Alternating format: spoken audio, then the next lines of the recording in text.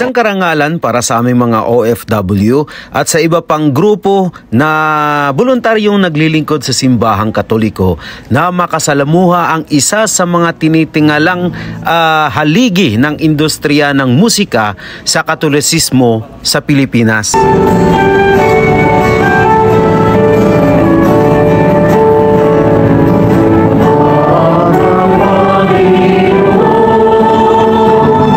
Father Manoling Francisco ay isang Jesuit priest or Jesuita ay naglaan ng panahon at oras para magbigay sa amin ng liturgical music workshop.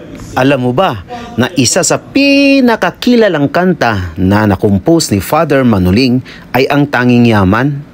At isa sa kumanta nito, unang kumanta ay si Senator Risa Hontiveros. Siyempre, hindi ako magpapahuling i-share ang antigo kong video na tinutugtog ko ang Tanging Yaman.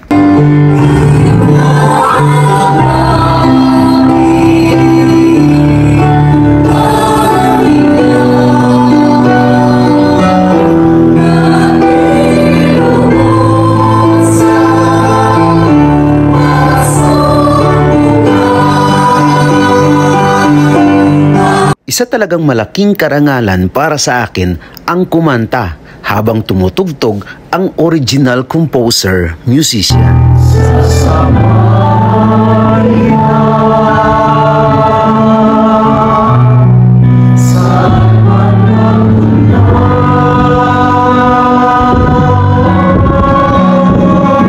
Pagkatapos ng workshop, hindi maiwasan magbida-bida. Kahit hindi kabisado ang lyrics, basta masaya tayong kumakanta.